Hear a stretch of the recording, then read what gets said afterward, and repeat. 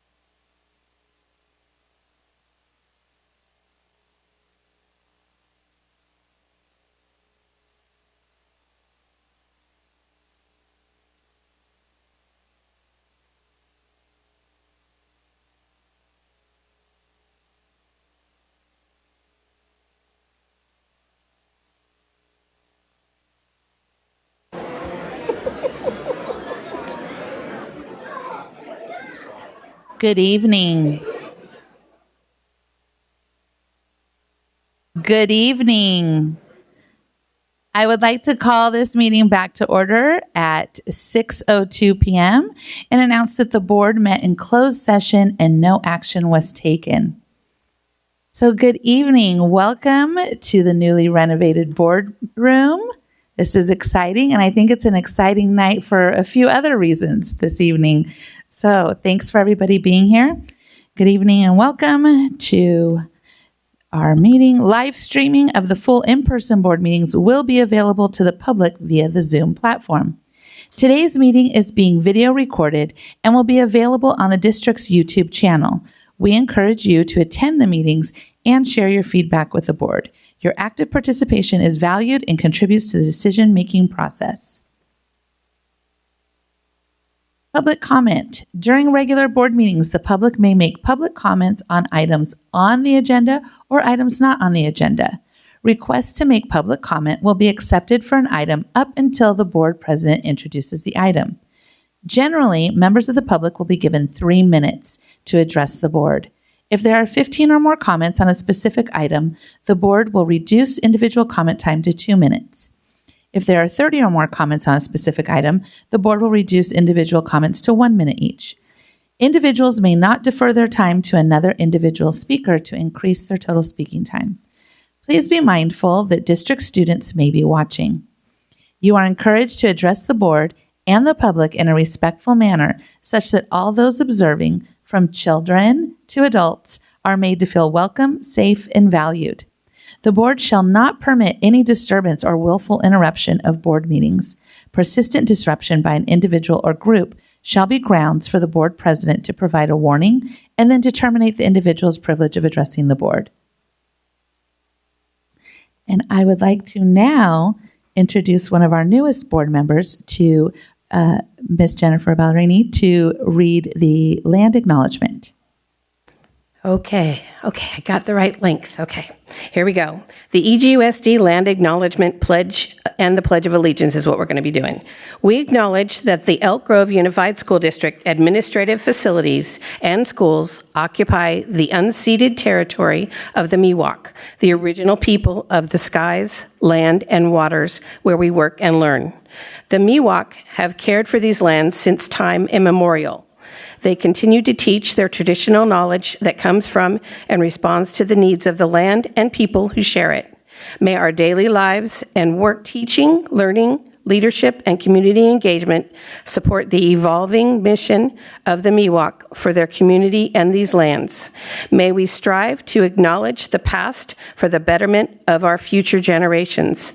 May we look to our tribal partners, the Wilton Rancheria, the descendants of the original people of this land, to assist with the successful education of our community. Thank you.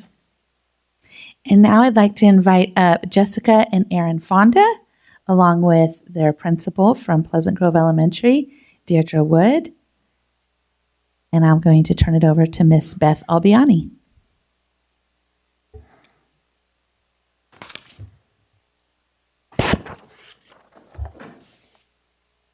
Pleasant Grove Elementary School is honored to recognize Mr. and Mrs. Aaron and Jessica Fonda as our education partners. Aaron and Jess are dedicated Pleasant Grove Elementary parents.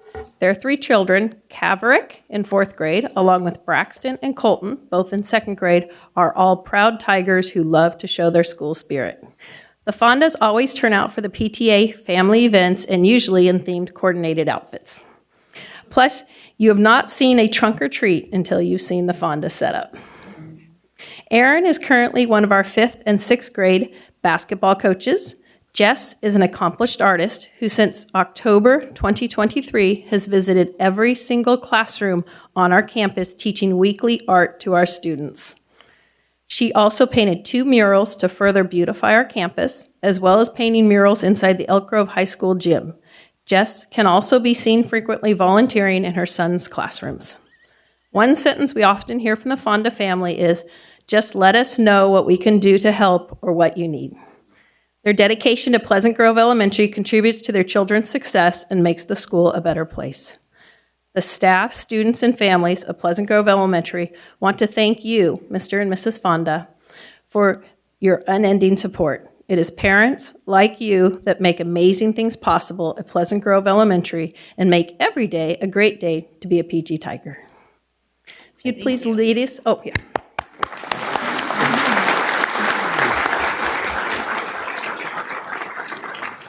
If you please lead us in the flag salute. Please stand. Please stand. Salute. Pledge. I pledge allegiance to the flag of the United States of America and to the republic for which it stands, one nation, under God, indivisible, with liberty and justice for all. You may sit down. Seated. Thank you, and you can stay right there. Ms. Albiani has something for you, and we'd love to grab a picture.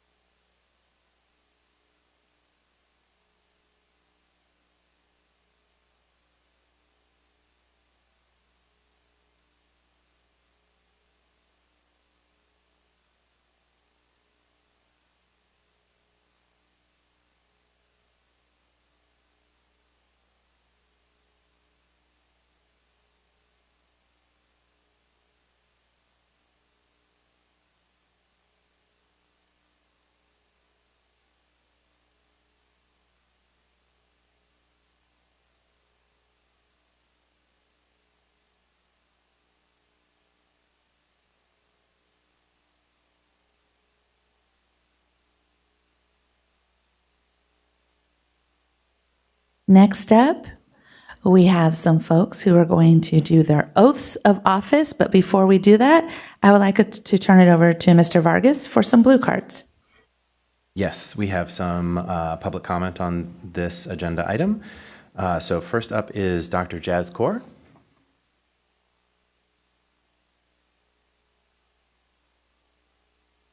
And after that will be Kirk Thompson.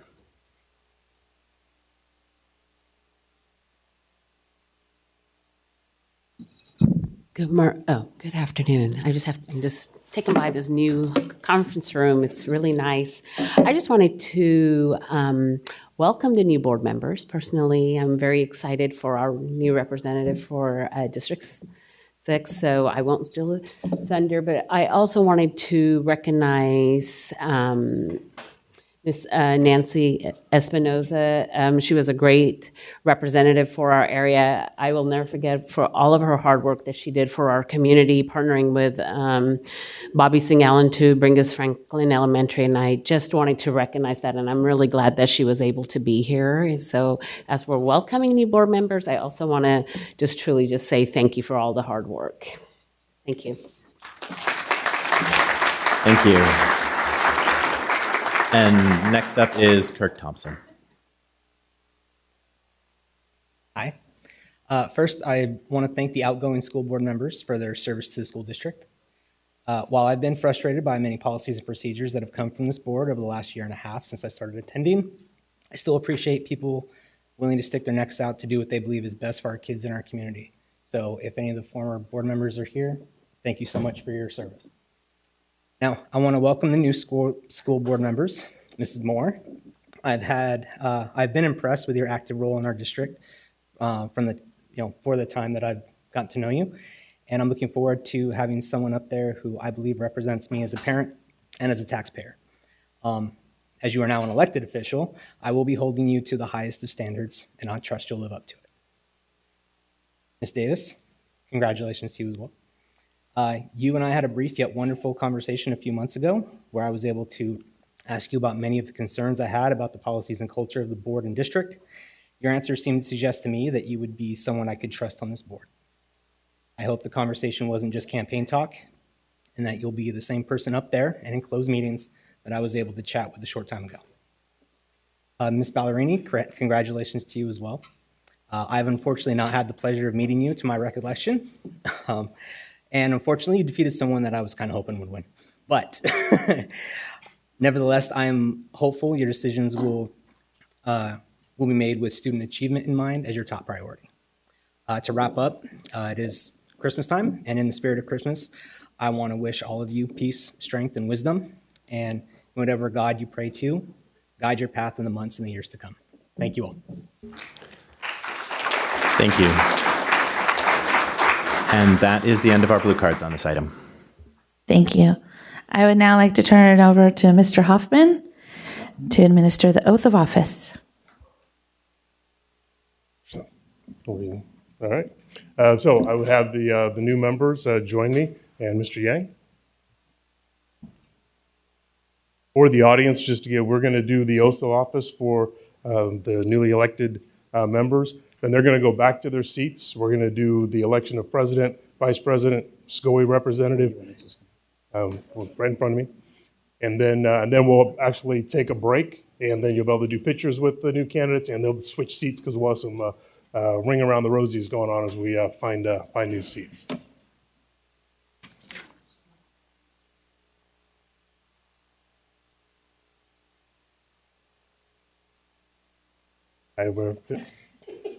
All right, are we ready? Okay. Yep. So we start off with I, state your name. Do solemnly swear that I will support and defend the Constitution of the United States and the Constitution of the State of California against all enemies, foreign and domestic, that I will bear true faith and allegiance to the Constitution of the United States and the Constitution of the State of California, that I take this obligation freely without any mental reservation or purpose of evasion, and that I will well and faithfully discharge the duties upon which I'm about to enter. Congratulations.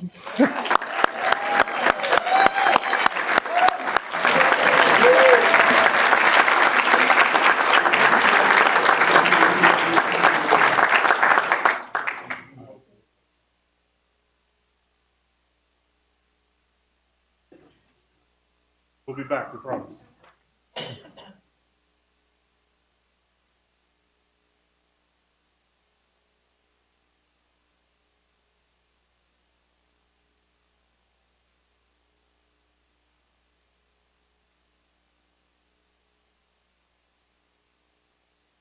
Okay.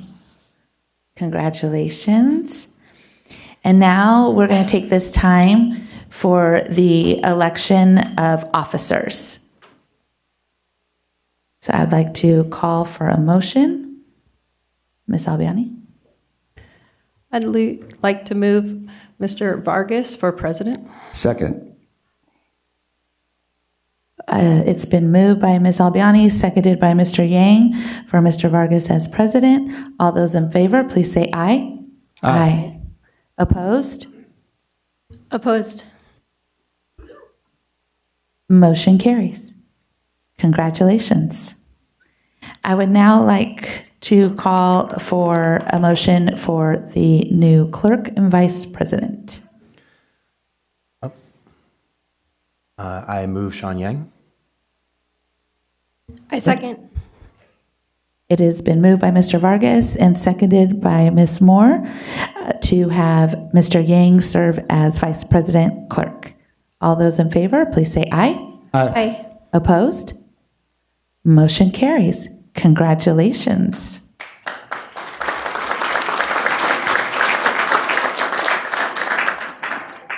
I would now like to call for nominations for a motion for the, oh, I did that. Sorry.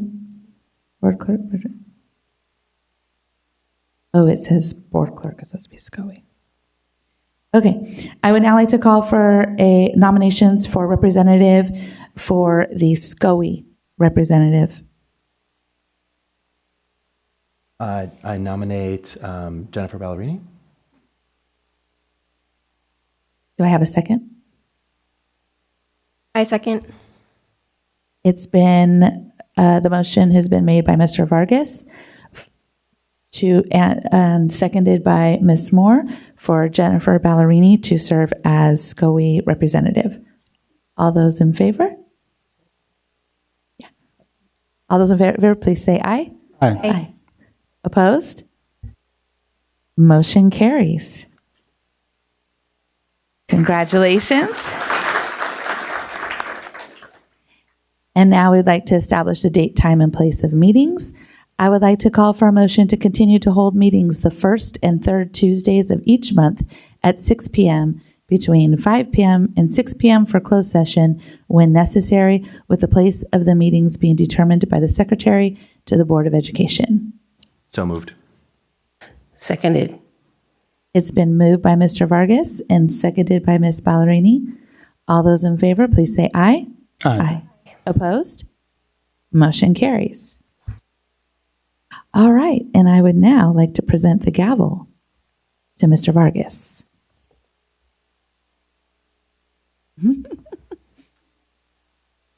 Okay.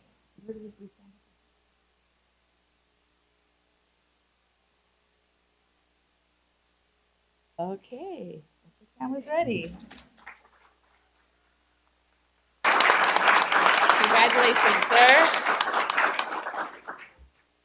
And now, Mr. Hoffman. Okay.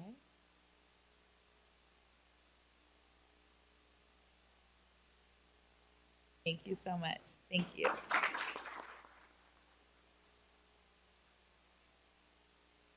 You can call for a brief recess. And now we'll take a brief recess while board members shift, and our new board members will now have an opportunity for you all to take pictures and say hello. So let's take a 5 to 10 minute recess.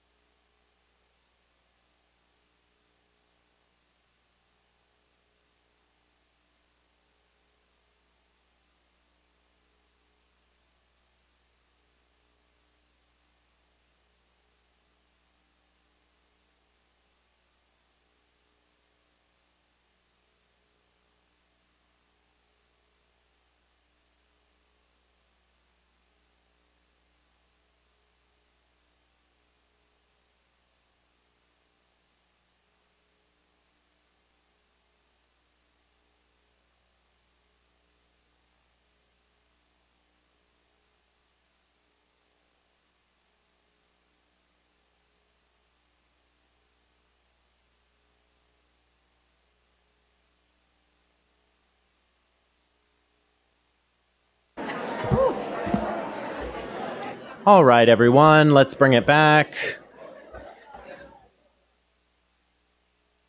All right, so I would like to call this meeting back to order at 6:33.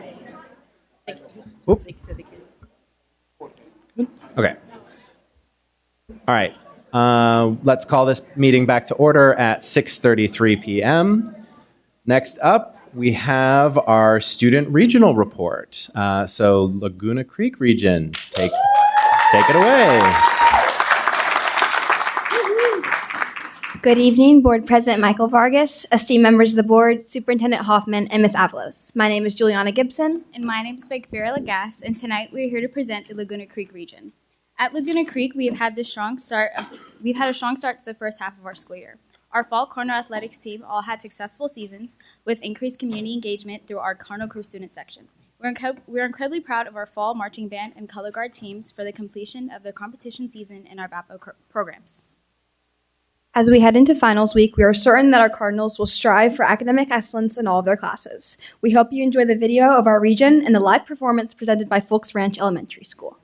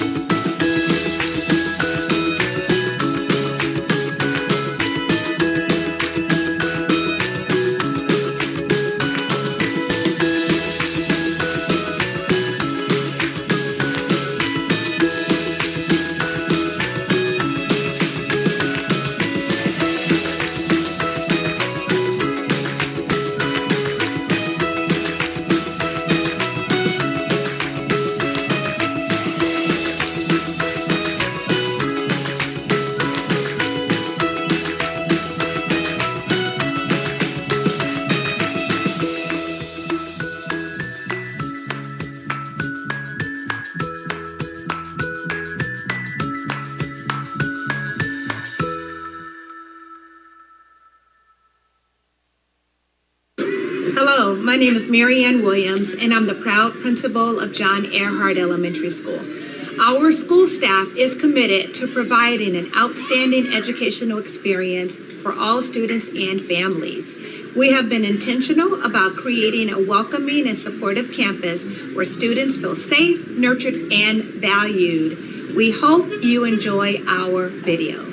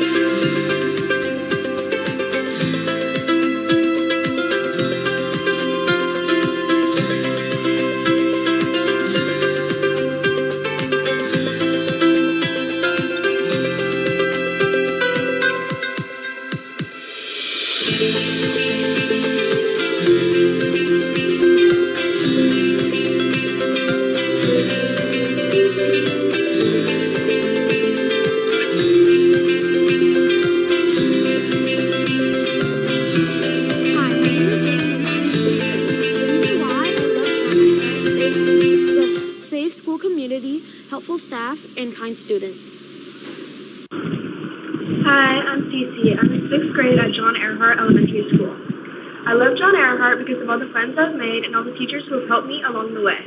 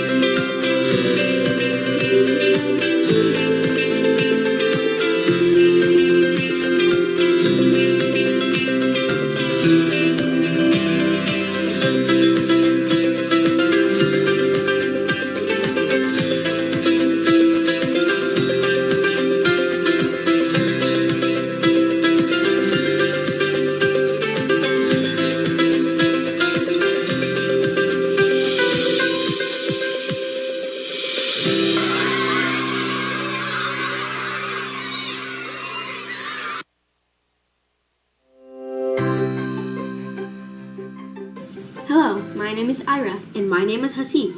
And we are members of the morning announcement team. We are so proud to share some of the amazing activities and events going on at Eliza Donner Elementary School. Our Donner family strives to catch the wave every day by being wise, accountable, vigilant, and empathetic. And we pride ourselves in creating a welcoming, inclusive environment for all of our students and families. Here are just some of the highlights of the wonderful events happening here.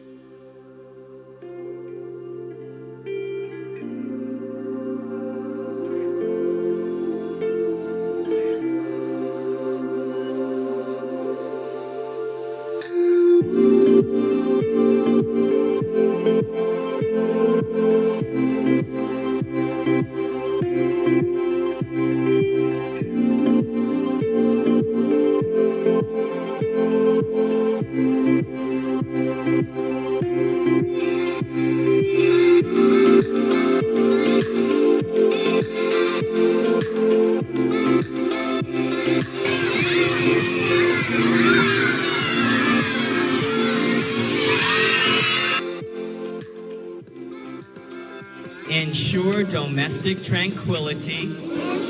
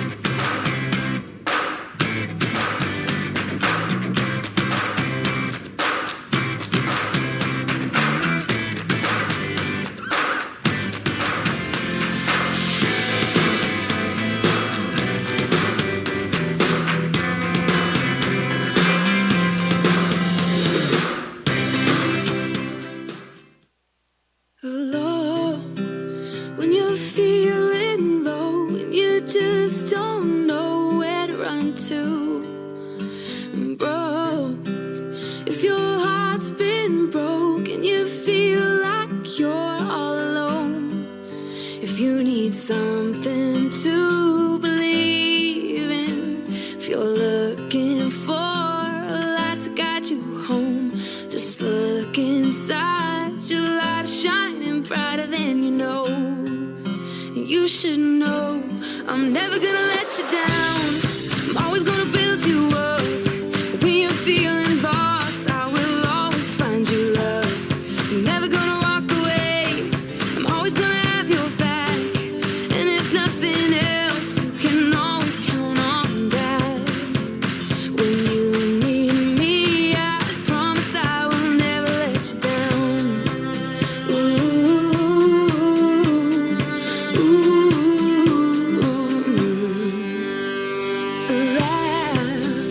I will make you laugh if you ever feel like crying.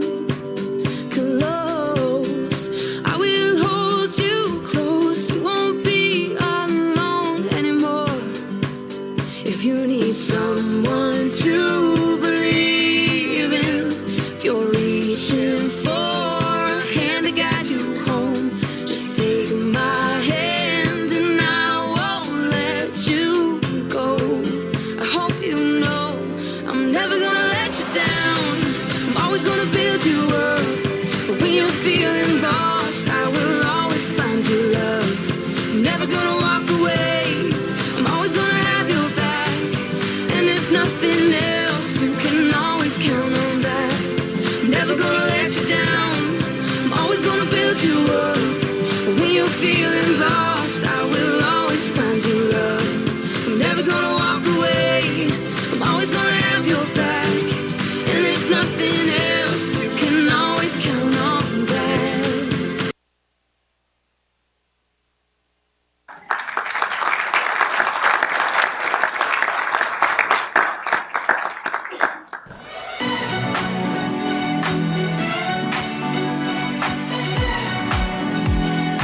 Baby, you can find me under the lights, diamonds under my eyes. Turn the rhythm up, don't you wanna just come along for the ride? Oh, my outfit's all tight, you can see my heartbeat tonight. I can take the heat, baby, best believe that's the moment I shine. 'Cause every romance shakes and it bends, don't give a. When the night's here, I don't do tears, baby, no chance. I could dance, I could dance, I could dance. Watch me dance, dance the night away.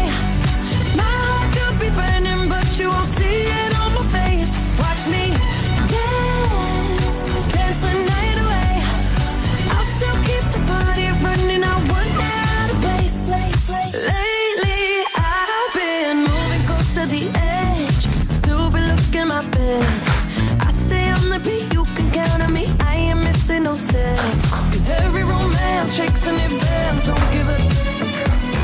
When the night's here, I don't do tears, baby, no chance. I could dance, I could dance, I could dance. Watch me dance, dance the night away.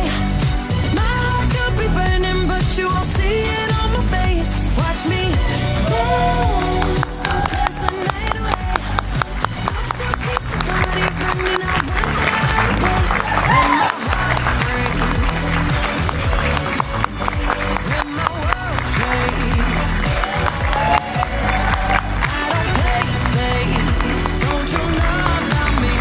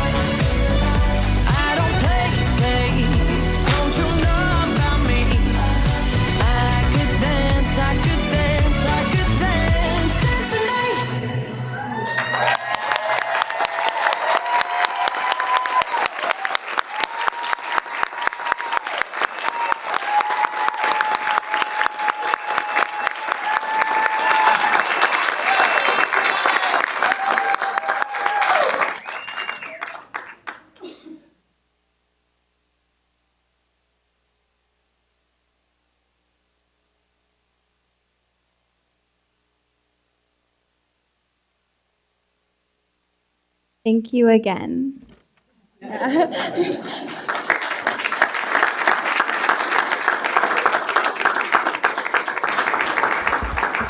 Thank you, everyone. And we would be remiss without introducing our principals from the Laguna Creek region. Mark Benson from Laguna Creek High School. Norma Gillis from Harriet Eddy Middle School. Cindy Doyle from Aletha Donner Elementary School. Marianne Williams from John Earhart Elementary School. Joe Donovan from Folks Ranch Elementary School. John Lyman from Marion Mix Elementary School.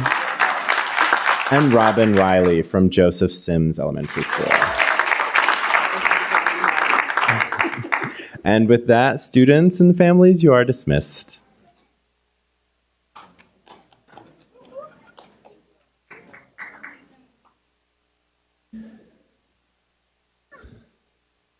We'll give everybody a quick second to move around.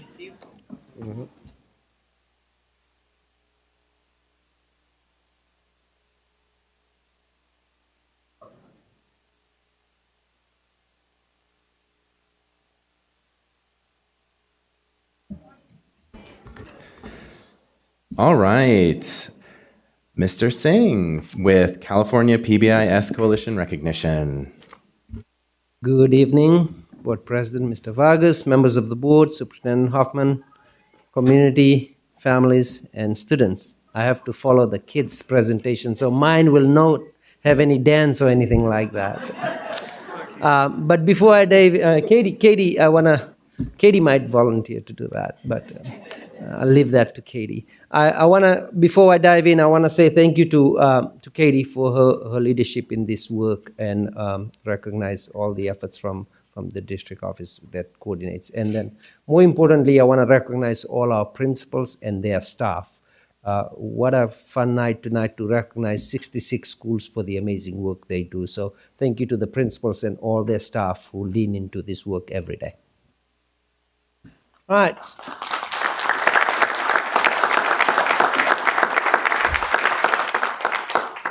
So we'll dive in. So the PBIS work and the recognition is in alignment with our strategic goals, and specifically goal number 4. It is connected to wellness, where we strive to have all students learn in an equitable, culturally responsible, fiscally and emotionally healthy and safe learning environment. The coalition has the following recognition criteria. So I'm not going to read all of them, but it's quite an extensive criteria to meet to get recognition for these prestigious awards. If you look at that slide, over the years we have continued to increase the number of schools that have been recognized from our district for each of the various levels of award. And this year we have 66 schools that are being recognized. So what an amazing achievement for our schools and their work this year. So in terms of the recognized schools, you will see that the list of all the schools is up there. I'm not going to read all of them. We also have a total of 2 platinum recognitions this year and a total of 51 gold recognitions this year. Then we have 11 silver recognitions and 2 bronze recognitions. Again, thank you to all the staff and the PBIS teams and the leadership from the school principals to make this happen.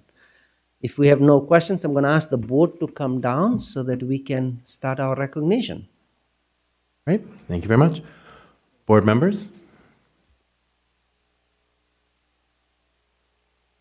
All right, so here's how we will do this. We will get the recognition started with the bronze, and then we'll have the board recognize the bronze, and then we'll have the bronze step aside.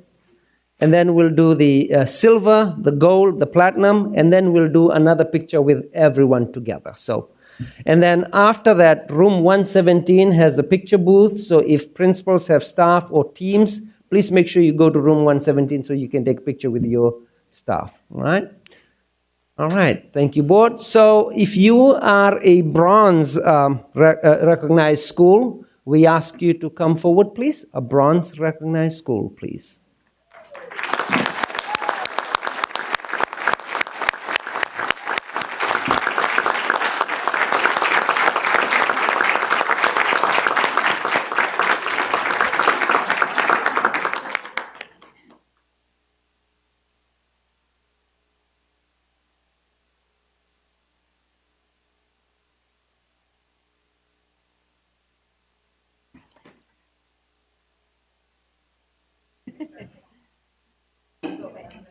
Photo opportunity.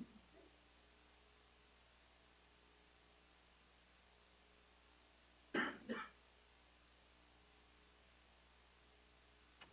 right, congratulations to our bronze schools. If you are a silver recognized school, would you come forward, please?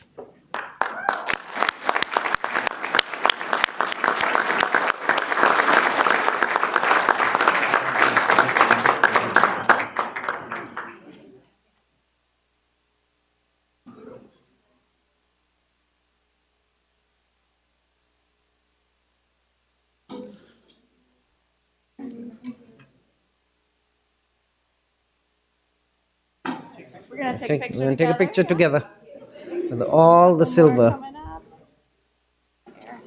Mr. Golden on behalf of Mr. Golden.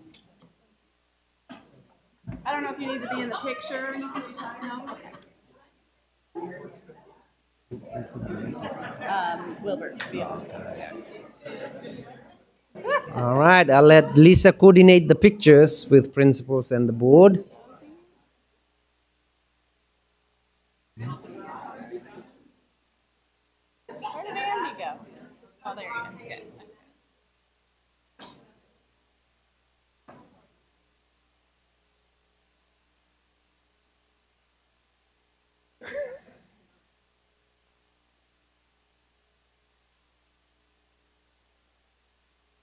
All right.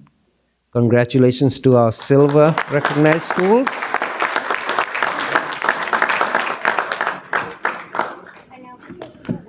All right, next level, we are going to ask our gold.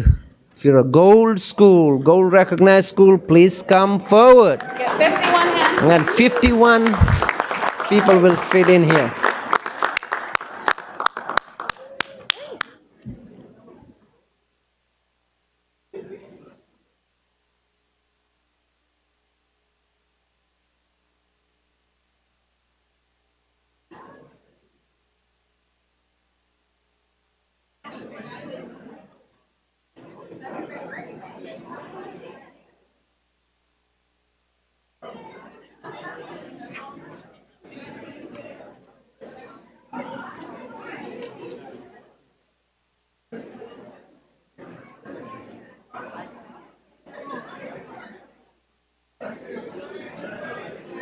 You're shaking all the hands down, Dr. Moore. Keep coming on this way. We'll keep coming on this way. We'll try and fit all of you in. You can even just hang out right here. It'll be okay. We'll have to make 2 or 3 rows.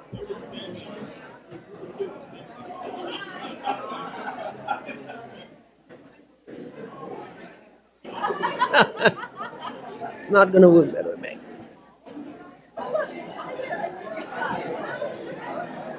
So we'll get everybody back in there and figure out how to take a picture. We'll have everybody going in.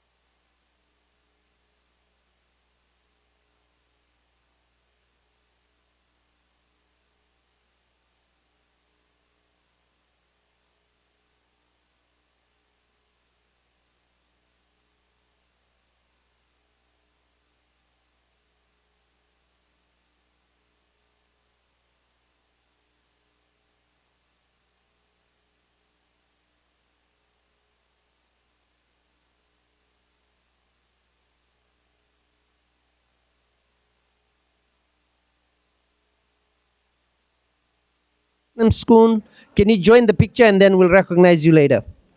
Platinum. Otherwise, we'll have to do back and forth. So, Platinum School, come and join the picture opportunity if you haven't. We're going to try this.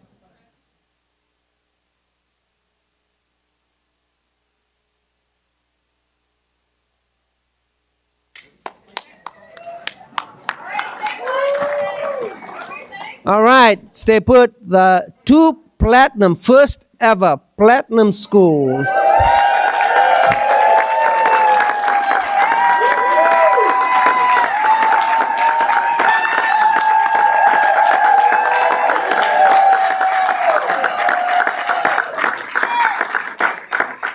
Do we want silver and bronze to join them so everyone's together? Yeah, now we want if you haven't joined, we want everybody to be joining us in the picture. All right. All schools to be here so that we can take a picture now. All schools. We're going to... All schools, please. Show your beautiful self up there. All right. Here you go, Lisa. All right, say PBIS. Yes.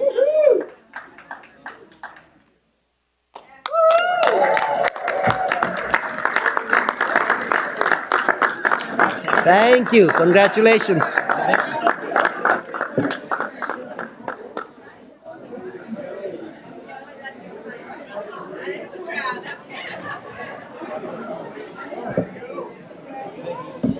Got everybody in there. Look at that. Thank you, Michael. 2016, we had 0. We just started.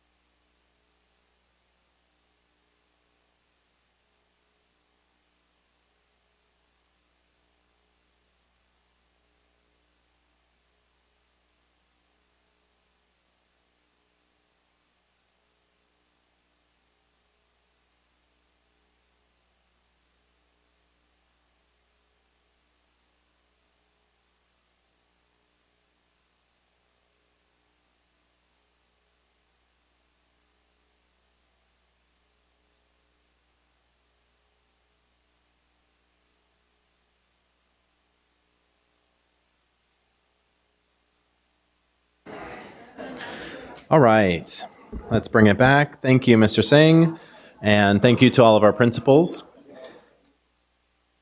Our next item of business is our resolutions. We're going to start with Dr. Collier. This is your first time, I think.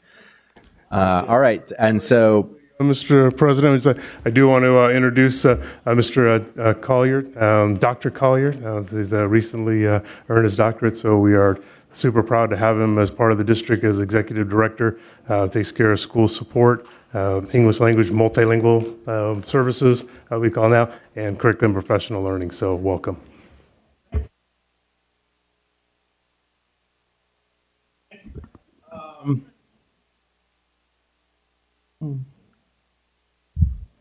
Okay, thank you very much for the hospitality and the warm welcome. Good evening, Mr. President Vargas, members of the board, Superintendent Hoffman, Ms. Avalos. My name is Dr. Travis Collier. I am the new Executive Director of School Supports. I'm here today to request to adopt Resolution number 39, designated January 20th, 2025 as a celebration of Dr. Martin Luther King Jr.'s birthday. As part of the Board of Education's legacy of advocacy for equity and the value of diversity within our school district, members of the Board of Education have an opportunity to recognize January 20th, 2025 as a celebration of Dr. Martin Luther King Jr.'s birthday. Dr. Martin Luther King devoted his life to the struggle for justice and equality and is universally recognized as a proponent of nonviolence and the pursuit of freedom. Dr. Martin Luther King Jr. firmly believed that the road that led to justice, equality, and a new sense of dignity for millions of Black people opened for all Americans a new era of hope and progress. Dr. Martin Luther King Jr.'s birthday not only reminds all educators of our responsibility and privilege to assist our students in developing their skills to reach their dreams for achievement and to preserve a nation that practices equality for all, but it is also recognized as a national day of service, which calls for Americans from all walks of life to work together to provide solutions to the most pressing national and local problems.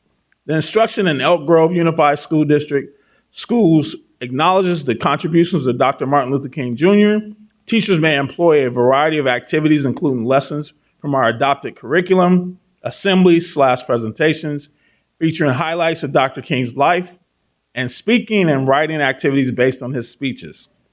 In support of this resolution, the Curriculum and Professional Learning Department will provide resources to teachers to recognize and celebrate Dr. Martin Luther King Jr.'s accomplishments and legacy towards a more just society. Additionally, the Educational Equity Department has posted further resources on their department website for district personnel.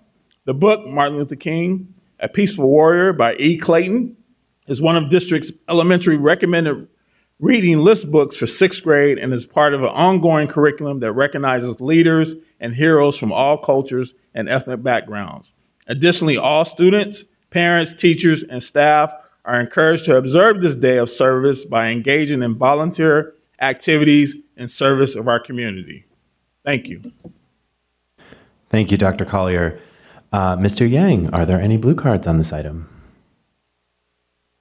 Board President, there's no blue card on this item. Thank you. With that, I'll call for a motion to adopt resolution number 39, designating January 20th, 2025 as a celebration of Dr. Martin Luther King Jr.'s birthday. So moved. Second. Moved by Ms. Jamerson, seconded by Mr. Yang. All those in favor? Aye. Any opposed? Motion carries unanimously.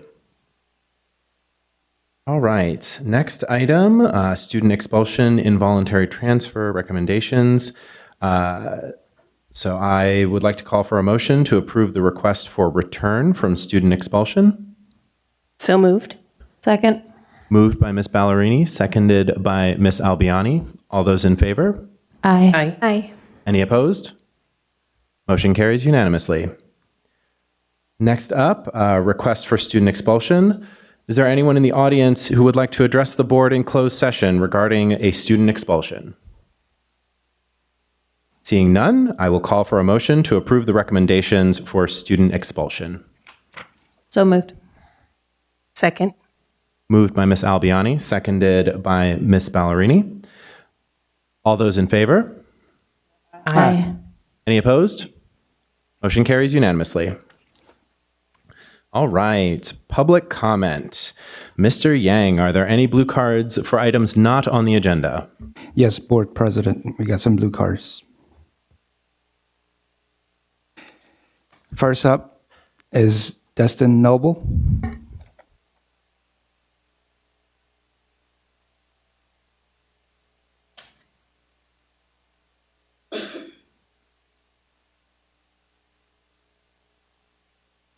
Crap, just a second.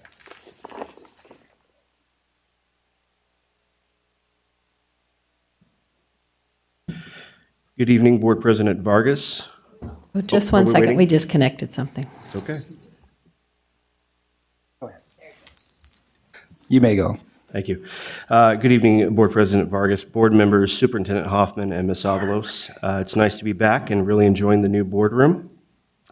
To our outgoing board members, I want to thank you for your years of service to this district and its students and staff. To our newly elected board members, I look forward to connecting with you and collaborating on new ways that we can improve special education services and the culture surrounding students with disabilities. While we collectively have made some big progress in special education, there's still more work to do, and that I would like to continue to advocate for here. My area of focus for this upcoming year is to find ways to improve site culture with regard to special needs students and the services they receive.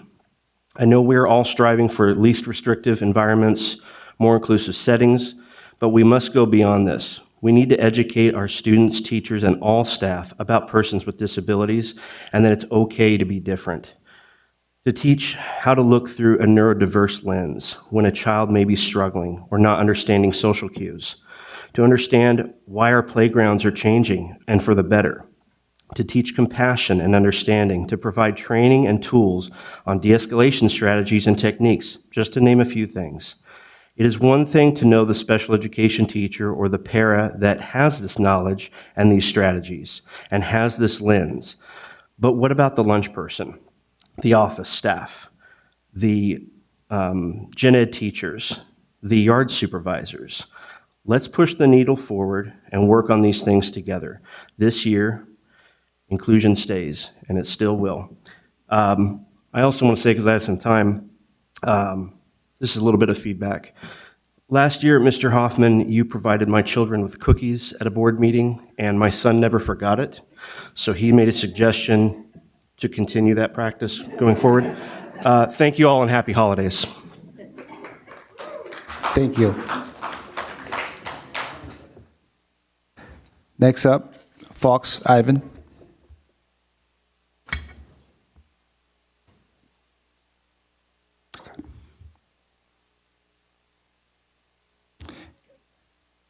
Followed by Amanda Scott. Hello. How you guys doing? My name is Fox. I'm a youth advocate for Black Youth Leadership Project. And I commend everybody for all the awards and everything I've seen going on tonight. But what I'm bringing to attention tonight is, as an advocate, I've been coming to a lot of these campuses lately, and I'm seeing a lot of police cars, a lot of officer cars. And I was wondering, what is the process for officers when they get called onto the school campuses? I'm seeing officers come on school campuses and they're bending and twisting the kids' arms. I get it. They have to do what they have to do to put them in the car. But these kids that they're coming to the campuses for, they're nonviolent children. They may have walked out of a classroom. They may have not paid attention to the child, to their superior. And some of the kids, yes, they are smart mouth. Yes, they have a lot to say, as a teenager would.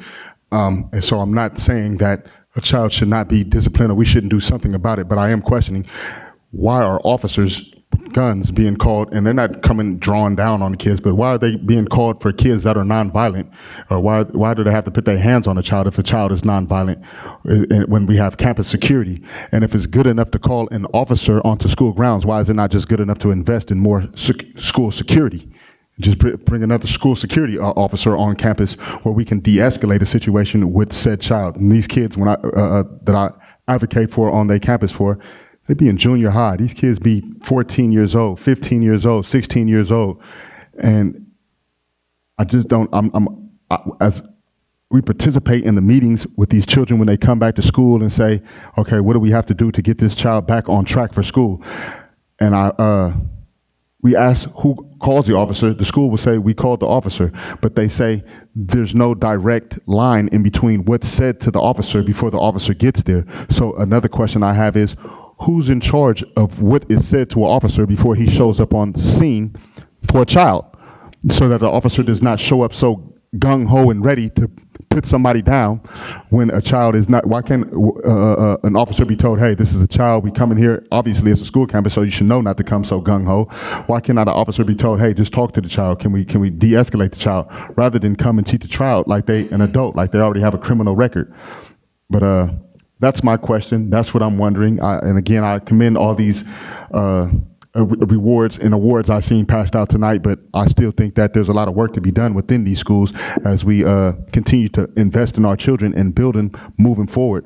And within the smart mouthness, again, these are teenagers that we be dealing with coming back to these schools. These kids are coming back from this COVID. These kids were raised during COVID, and they come and they don't have a level of de-escalation about they self. They don't even know who they are. So they come in here and they say all these things. And what is the process, again, that I'm leading back to, and my time is running out, for how the officers show up on school grounds for these children? That's my time. Thank you.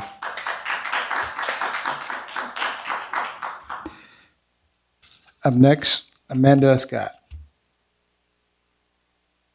Good evening. My name is Amanda, and I am here today representing EG Speaks, which is a 501c3 nonprofit here in Elk Grove. We are founded by parents of special education students. We have been advocating for equity and inclusion for over 2 years by addressing concerns of students and families by providing non-legal one-on-one advocacy, and also advocating for changes here on a broader level. I'm sure some of you remember, Dustin was just up here, you guys are familiar, but to our new board members, I also wanted to sort of extend an invitation to participate. We would love to collaborate further in the new year coming. We will be reaching out to you as a group to talk about what our goals are and how we can, again, collaborate further. Through this work, we have identified many gaps that need to be addressed on every level by the district and by individual school sites. We have learned through our experiences that staying silent and working in silos has only hurt our community and is a disservice to our children. It is through solidarity that we are able to thrive together and shape a better future for our children. We not only advocate for their bare minimum legal rights to education, but also seek to build higher standards of excellence for our students through assuming competence and reimagining what is possible, what classrooms can look and feel like, and how this actually benefits the entire community, not just for students with disabilities. And for them to engage in opportunities and different modalities of learning, we really see a different future that is possible, and we really need to collaborate as a community on that. We have built a partnership with the district through this process and seek to collaborate further on pressing issues that need to be addressed urgently. We will be following up in the coming weeks with more details outlining the areas that we believe need immediate attention. And something that actually got brought up in a meeting recently, a couple of months ago, we meet with Ann Regali and with the other special education teams in the district. I felt very hopeful because I feel like those conversations have been fruitful. But also every day that these things are not addressed, there are children that are being harmed by some of the practices that still exist in the district. And so I really hope that this is a top priority for the district in the upcoming year. Thank you.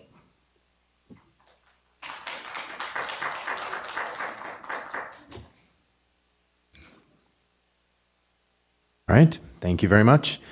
Next up is the consent agenda. Mr. Yang, are there any blue cards? Oh. I put the wrong number for public comment. Yeah, she wrote. Oh. Okay, that's fine. All right, up next, Lorraine Pryor.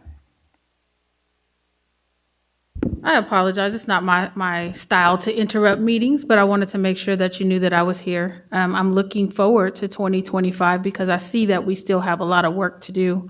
For those who don't know me, my name is Lorraine Pryor. I'm the president and CEO of Black Youth Leadership Project.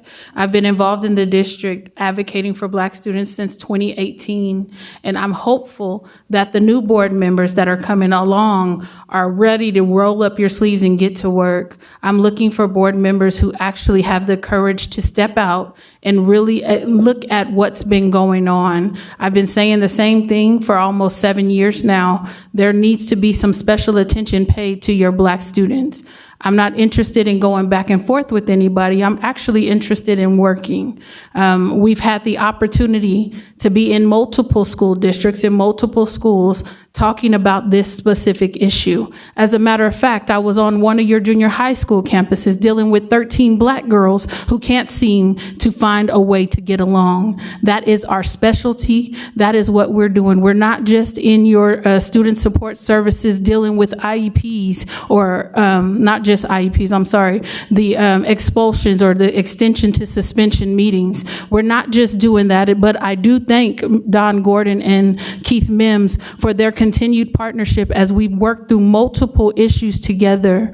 And the problem that I'm having is when are we going to get to the real discussion? As I talked to Dr. Luke Wood and I'm awaiting his newest report, he assures me that you still maintain your #1 status for the disproportionate discipline of Black children. That is a continued problem, and I'm ready to have the conversation. I've never walked away from a conversation, even when I was gaslit in many meetings. I have still maintained an open door, and that door is continuing to stay open, because if I go away, our children suffer, and I'm not willing to sacrifice my discomfort for our children to be handed over. I understand the PBIS.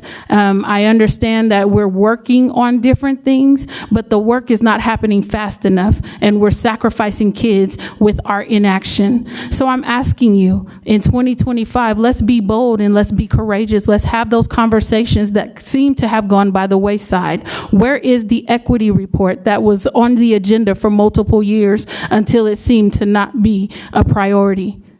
Where is that? I look forward to actually sitting down with Dr. Collier. I didn't know you were here. Welcome.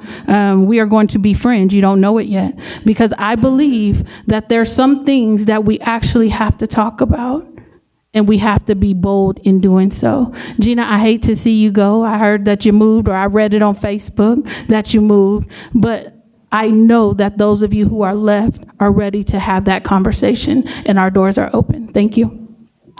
Thank you. That ends the public comment cards. Thank you very much. All right. Next up, we are moving to the consent agenda. So that will be after this one. Mr. Yang, are there any blue cards related to the consent agenda?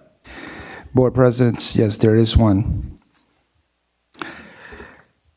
Rania EGUSD, come on up.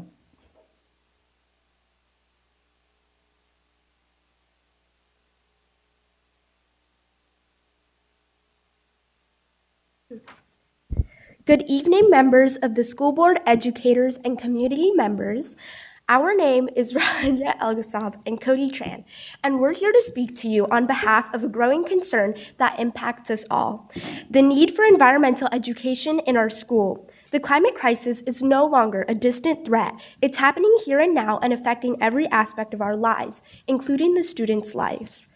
As educators and leaders, you guys have the power to equip the next generation with the tools and knowledge to access these challenges head on.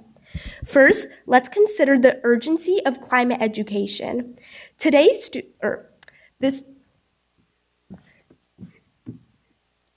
is why I urge you to introduce AP Environmental Science to all EGUSD high schools. This course is not just another class, and it's an opportunity to create a generation of environmentally conscious individuals ready to lead and innovate for a more sustainable future. First, let's consider the urgency of the climate education. Today's students are tomorrow's decision makers, activists, and scientists. By integrating environmental science into the curriculum, we empower them to understand complex issues like renewable energy, biodiversity, and sustainable living. They gained the critical thinking skills needed to tackle real-world problems and the confidence to be able to propose these innovative solutions. Secondly, offering AP Environmental Science prepares students for future career opportunities. Green jobs are among the fastest growing sector in our economy, from clean energy to sustainable agriculture. By exposing students to environmental science at a high level, we're setting them up for success in these emerging fields while also fulfilling the district's mission to prepare students for colleges and career. Finally, it's a matter of equity. Not all EGUSD students have access to AP Environmental Science. Some high schools offer it while some high schools don't. By offering it across all high schools, we can assure that every student, regardless of their zip code, has a chance to engage with this critical subject matter. This is a step forward in creating a more informed district. But beyond academic and career benefits, this course will teach students to be responsible citizens. Environmental stewardship is now a shared responsibility, and we need to equip young people with an understanding to understand their impact on the planet.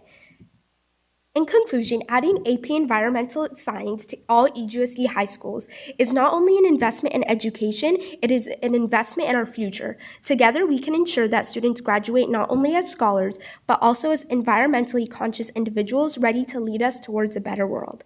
Thank you for your time and considering the supportive initiative. Enmi and Cody Tran are from the CYC California Environmental Initiative Project. Thank you.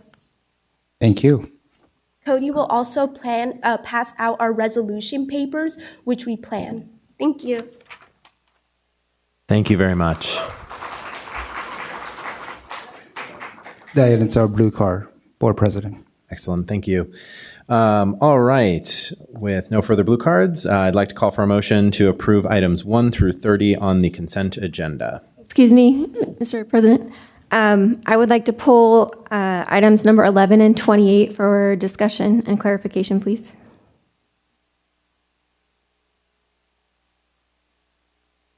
All right. So with items 11 and 28 pulled, can I get a motion to approve the remaining items on the consent agenda? So moved. All right. I'll give it to Mr. Yang. Motion by Mr. Yang, second by Ms. Ballerini. All those in favor? Aye. Aye. Any opposed? Motion carries unanimously. Ms. Moore, item number 11. Okay, thank you. So regarding item 11, I had some initial concerns and questions, and I would like to thank the staff for working to answer my questions. The report states, quote, "The following schools and other facilities have the potential for initial planning of construction within the next 5 years."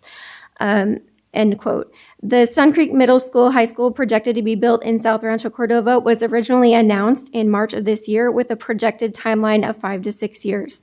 The original timeline provided shows that construction will begin in the 2027-2028 school year, which would fall within the 5-year timeline for construction.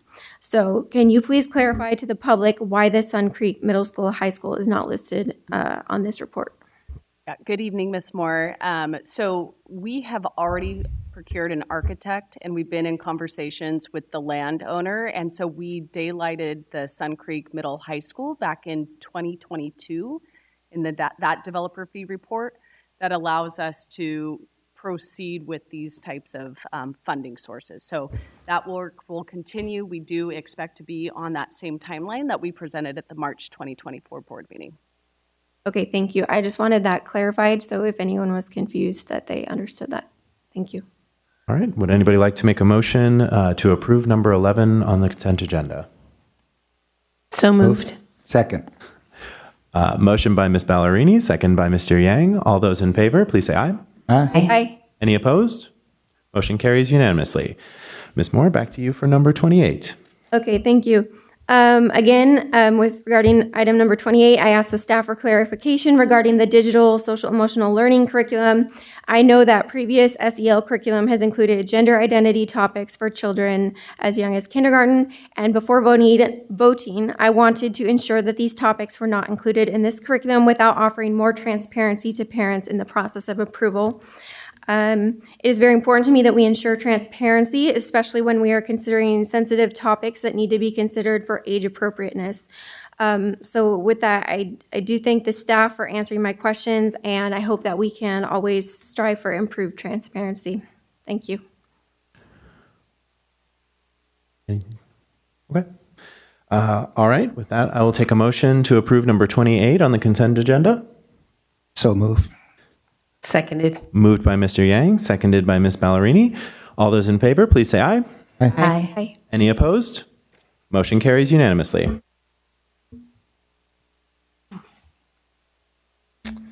Next up, bargaining units. Are there any bargaining units who wish to address the board right now? Yeah, See a couple. Board President, we got a couple of blue cards. Okay.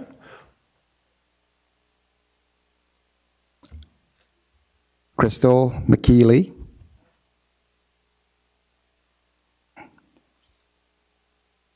Followed by James Sutter. If I was tall as you, I wouldn't have retired from the WNBA. I will still be playing. Good evening. My name is Crystal McGeely. I am the President Business Agent of ATU Local 256. I am your bus drivers advocate. I am your mechanics, your fuelers. And I wanted to say good evening and hello. Some of you have not had the pleasure, so please, as we say, charge it to the mind and not the heart. For the new ones, hello. We're getting ready to go in negotiations. We're in negotiations. These lovely people extended, the well wishes and said, come and meet. And it's kind of ironic. I'm a graduate in 1988 of Valley High School. So it was kind of nice to see gold, there you go. So I'm dating myself. So it was nice to see that we're still getting awards. I did hear that we still have some things, but I look forward to working with you. And I just wanted to say happy holidays from ATU Local 256. And I look forward to working with you. And thank you for the invitation to come say hello. Thank you. Next, James Sutter.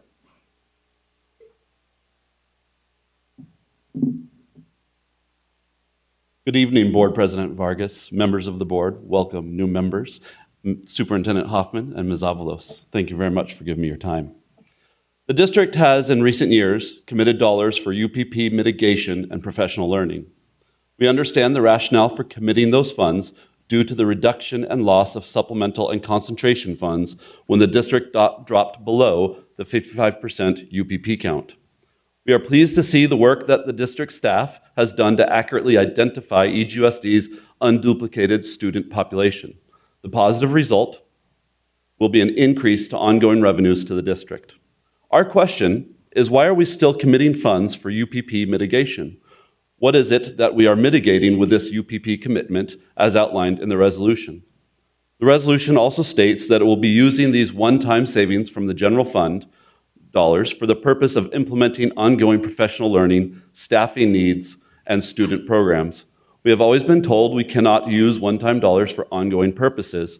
Where exactly did these one-time savings come from, and how are they going to be used for ongoing purposes? These are key questions that are important to answer as the board is asked to approve resolution number 40 at this time. Thank you so much for your time this evening. Thank you. That ends the blue card on this item, Board President. Anybody else? Okay, I guess we had extra one without a blue card. Yeah, from my understanding, Really? bargaining units are not required to fill out a blue card. Okay. Okay, just want to make sure I'm following the rules. Hello, Board President Vargas, trustees, Superintendent Hoffman, Ms. Avalos, and the cabinet members. My name is Diane Campbell. I am currently the president of ASME Local 258, one of the many bargaining units here within the district.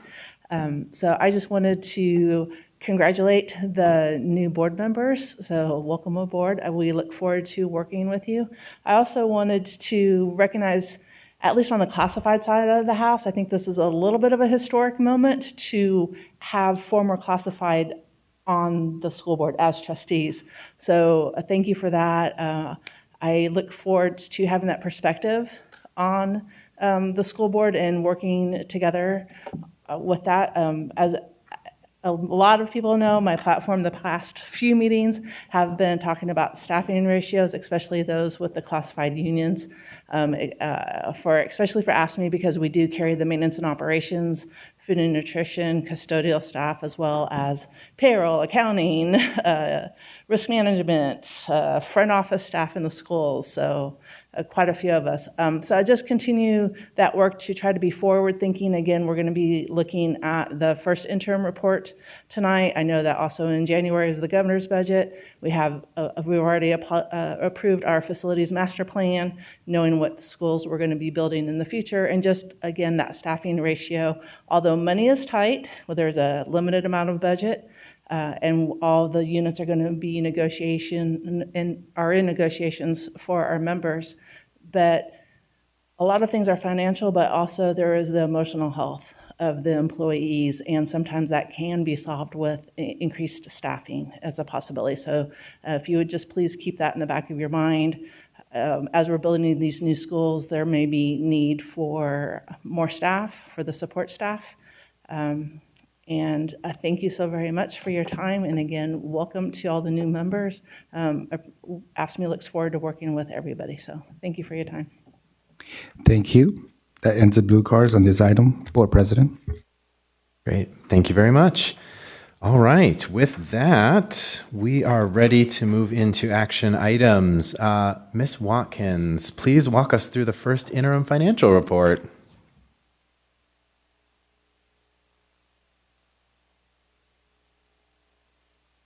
There we go.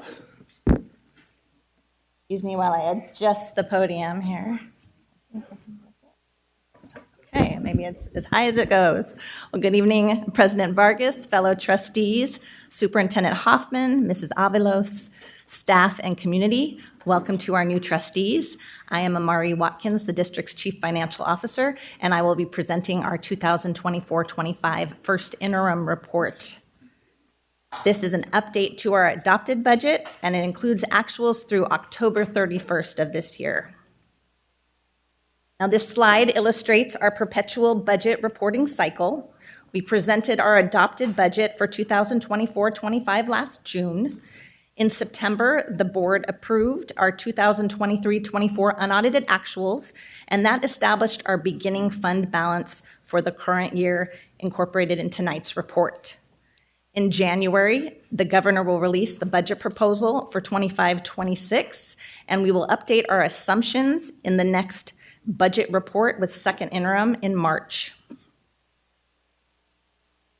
Tonight, we will review our first interim total general fund revenues and expenditures, general fund changes from adopted budget to first interim, multi-year projections for the next 2 fiscal years, components of our unrestricted general fund ending balance, and our next steps for accountability. Our total general fund revenues, unrestricted and restricted, are $1 billion. Over 74% of our total general fund revenue comes from the state's local control funding formula, or LCFF. 7% comes from federal sources. 18% comes from other state sources, and this includes $16 million, or 1.5%, in lottery funding, and 1% comes from other local sources. Our total general fund expenditures, unrestricted and restricted, are nearly $1.1 billion. 77% of our total general fund expenditures are spent on salaries and benefits, with the remaining 23% spent on supplies, services, capital outlay, and transfers.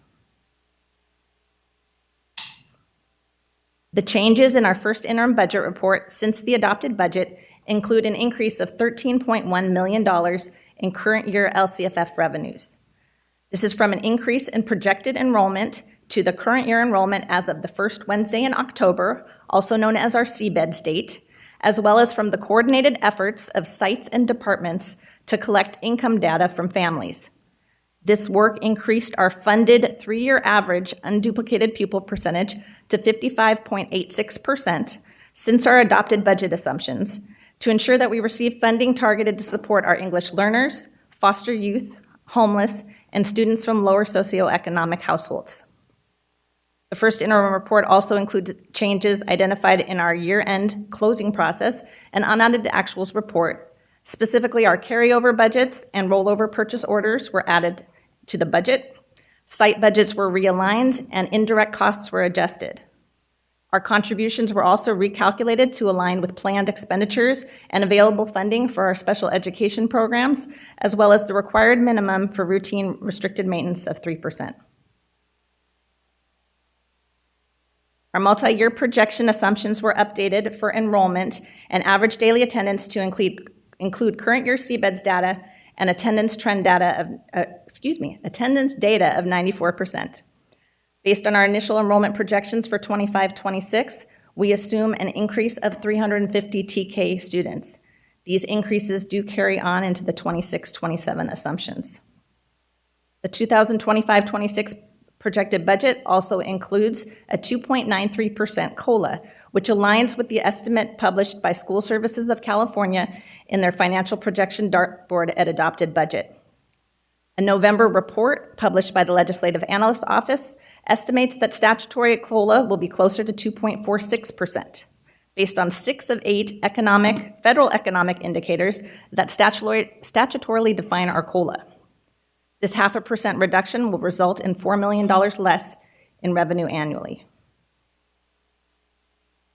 Cost increases for PERS, retirement rates, and step and column are included, but no other projected increases in compensation. The projections also continue to maximize spending of our restricted funds. And the multi-year budgets maintain our 2% required reserve for economic uncertainties. Now, this is our multi-year projection for our unrestricted general fund. Our current year shows a reduction in the anticipated deficit spending for the current year. We project budget surpluses over the next 2 years based on current assumptions that we know will change, such as the statutory COLA for 25-26 that will be adjusted in our second interim report based on the COLA that will be presented in the governor's January budget proposal. This slide shows the components of ending fund balance. The board committed funds by resolution last June with the adopted budget to mitigate funding impacts from changing unduplicated pupil percentages and for professional development. We asked the board to approve the modified resolution attached to tonight's item to reduce UPP mitigation by $4 million from the current year gains in our UPP and the positive impact on projected future revenues. Until we have an average of 3 years, though, we do still request that $4 million be maintained within that resolution. These commitments will continue to be reflected in future years until the amounts are budgeted. Future years also include assignment of ending fund balance for future textbook adoptions. This is our multi-year projection for our restricted general fund. Deficit spending is anticipated related to planned expenditures of multi-year awards, such as one-time funded initiatives continued through June 30th, 2026, using Learning Recovery Emergency Block Grant and the Arts, Music, and Instructional Materials Block Grant. Now, these are our next steps for accountability. We will present this report. We forward it along to the Sacramento County Office of Education for review and approval. They forward it to the California Department of Education. As mentioned, in January, we'll have the governor's budget proposal for next fiscal year that will update our COLA and other assumptions for next year's budget. In March, we will present our second interim report for the period of actuals ending January 31st of 2025. In May, we'll get the governor's May revision to the proposed budget from January. And in June, we will be presenting our proposed adopted budget along with our local control accountability plan. I'd like to acknowledge in the room this evening is our Director of Fiscal Services, Adina Andrus.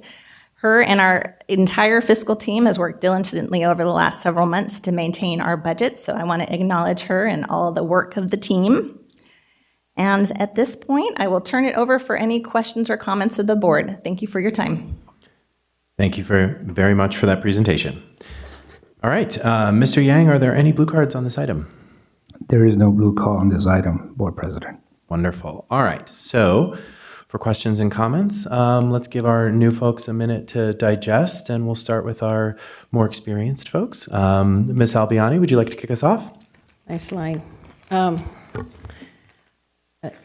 I wanted to speak to what was brought up in a comment. When I read the board resolution, if I read the paragraph above, on June 25th, we committed $14 million for UPP mitigation, professional learning, staffing, and other employee costs. And I read the next paragraph where it says ongoing is that we're ongoing with those same expenses we did before with just more money. Would that be correct? Yes.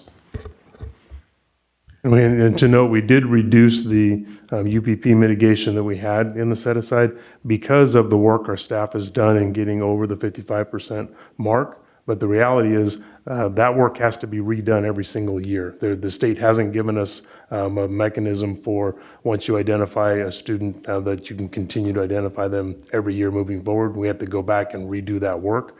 So there's no guarantee that we will get back above that 55% mark, but we feel much better about it, and that's why we reduced the set aside this time around. And moving forward, if that's our new consistent number, we'll be able to move that out of the whole area right now. Right. Thank you. That was my only question. Thank you for the report. All right. Ms. Jamerson, any questions? Thank you. No questions currently. There we go. No questions currently. I just wanted to thank you for the presentation and looking forward to the governor's budget as a community member in January. Good luck. We're looking forward to it. Mr. Yang, any questions? No questions. Thank you for the presentation. All right, let's start with our new folks. We'll start down on that side with Ms. Moore. Thank you.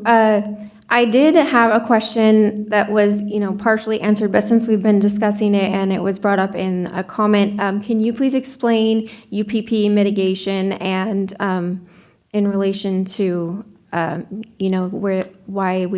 you have to allocate that money and so forth? Yes. So we, as the superintendent already shared, we have an amount that's reserved through the resolution process. We did decrease it by $4 million this year. We are currently at 55.86% for a 3-year average unduplicated. Because it's a 3-year average, if we don't collect the same amount of percentage next year, that average could decrease, and we want to create a reserve that is like a safety net. Should we not achieve a higher percentage next year, that keeps us above the 55%.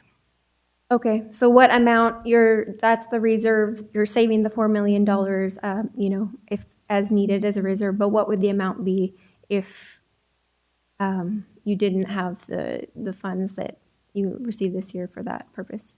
It is variable per the students that are identified because those percentages are based on unduplicated students. It contributes to both our supplemental and concentration funding, and it's a percentage-based. We get funding of 20% for every student identified in general, and then above 55% we get additional funding. And so it's roughly $1 million per quarter. I'm going to have this math wrong. $2 million per quarter percent. So that's why we kept the safety net, as we shared, that 0.5% for $4 million earlier in the presentation, not to be confused with this $4 million. But that equates about $8 million to 1% of the funding formula. Okay, thank you. I think that's all the questions I have. Thank you. Thank you. Ms. Ballerini. Thank you. Okay, I have a question on slide 7. I'm not sure if the first one counts or not. There we go. PERS and STIRS, are those the total amount that the district puts forward for PERS, or is that an increase of that percentage? That's the total amount. Okay, good. I was like, okay, that freaked me out a little bit. Okay, let's see, what else was there? Let's see. And I need a little clarity too on the UPP mitigation. What exactly are we doing to mitigate that? How is the money being used to help get people to turn in their paperwork? It's not being used to get people to turn in, but it's a safety net should the revenues not be realized in future years with future data collection, because it is an average of 3 years. And so should the student population not materialize in maintaining the existing percentage, that gives us a safety net to continue ongoing increases. Yeah, we're not spending those dollars. Those dollars are set aside in case we don't hit the 55 number. We would still be able to keep services that we have in place. So as we're working through, it used to be an $8 million number because we were well below 55 and we had to protect ourselves. And now that we've got above 55, we've reduced it. Now we just need to show a track record of doing it multiple years. And then we will be able to reduce it. But those dollars aren't being spent. They're just being set aside in case we needed them because we fell below the percentage. But there is money somewhere else that's being used to help get people to turn in their paperwork. Isn't there some kind of staffing? We're not using money to do that. When we're talking about those dollars that are available, the supplemental and the concentration dollars are services that are being done for kids. Okay. We're not setting dollars aside to do the process of raising the UPP. That's just our folks doing part of their regular work. Okay, because I thought we were doing some kind of communication out there trying to get people to make sure they turn in their paperwork. We are, but Okay, that's but just that's part not of part of it. That's just part of what we're not putting dollars towards that. Okay. All right, let's see. All right, that's it. That's all I have. Thank you for your report. Ms. Davis. I have no questions at this time. Thank you for the presentation. Thank you. Wonderful. I have one quick question, one clarification on page 10. And so I see the projected 2025-26 to the 26-27. There's a pretty big drop off there. I believe you said that is because of our board priorities. We have extended our board priorities out to 26, and so that drop off you see in 26-27 is we would have to extend our board priorities again, and this is if we did not do that. Yes, the existing board priorities that are funded through the one-time dollars are included in this slide. So once those expenditures are exhausted, we would have to extend them, and they would not be likely funded out of these restricted dollars that will be expended by June 30 of 26. Excellent. Thank you for that clarification.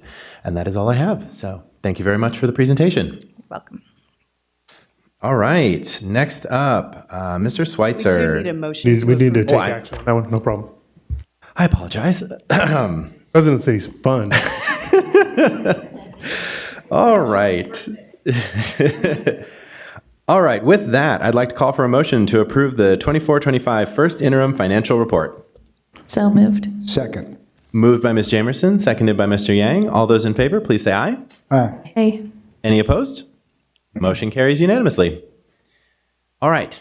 Now we are ready for Mr. Schweitzer to talk to us about open enrollment. All right. Good evening, Board President Vargas, members of the board, Superintendent Hoffman and Ms. Avalos. Welcome to our new trustees. Here tonight to talk about intra-district open enrollment.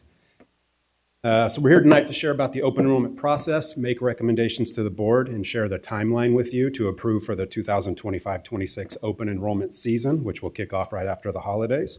This is our learning vision. We definitely know that open enrollment provides families with options of where they want to receive high quality instruction and their assessments by a school of choice. And we also want students to feel safe and their families to be informed and engaged in their school of choice. And open enrollment provides those opportunities. So tonight we'll cover the open enrollment process, which includes the legal aspects, and we'll speak to ed code and board policy, many of the factors that go into the planning and our recommendations for the open and closed schools and the timeline for this season. So Education Code 35160.5 Section B and Board Policy 5116.1 allows for us to provide open enrollment opportunities for families to identify schools who can accept students on open enrollment, and it also allows for us to limit the number of students who can participate in open enrollment based upon space at each of those schools. There are many factors that go into the consideration and determination for what schools are able to participate in open enrollment. We'll get to a lot of these in the upcoming slides, but we want to talk about site capacity for enrollment based upon their number of classrooms on campus. We try not to overcrowd our sites. We definitely have an opportunity to maintain enrollments of about 1,200 for our middle school and 2,400 for our high schools. And obviously we want to avoid having teachers sharing classrooms, roving classrooms, teaching in, during common areas on their preps, et cetera. We look at the site's ability to maintain that capacity over multiple years. We look at their current enrollment at the site as well as what the enrollment is for their feeder schools. We always look at the trends in open enrollment, how many are coming in and going out. New housing in the area will impact this. The trends from students coming in from out of district and new enrollments. Other sites' needs for redirection, and then maintaining the quality of program at our sites. And then once again tonight, we'll recommend that no more than 5% of any school students be allowed to transfer to another school through open enrollment. And we do that so sites can maintain their enrollment and staffing opportunities so they can offer a full master schedule with all of the required courses and enrichment opportunities for students. So this chart is our middle schools. It represents what the site's capacity is, so how many students can they hold. the current CBED's total enrollment from the beginning of October, their enrollment projections, and the projected availability for our middle schools. So these projections on this slide and our next slide for our high schools don't include any of the redirects that we know we have, but these are the projections for all of our middle schools. And I'll just pause for a second. I know we have some new members. Might be the first time you've seen this report. So basically their capacity, current enrollment for this year, their projections for next year, and what that difference is. And then we have the same report for our high schools, with enrollment increasing, which is fantastic. And then tonight we have requested board action. So we're asking you to take action on and approve our recommendations for open enrollment and the timeline. In a moment, we'll review the specific sites who are impacted by enrollment, and we'll look at each of those impacted sites and then provide a summary of the close and cap sites for this year and our recommendations for next year. So all of the following schools are either going to be closed or capped with a net gain of 50 or 100 students for open enrollment.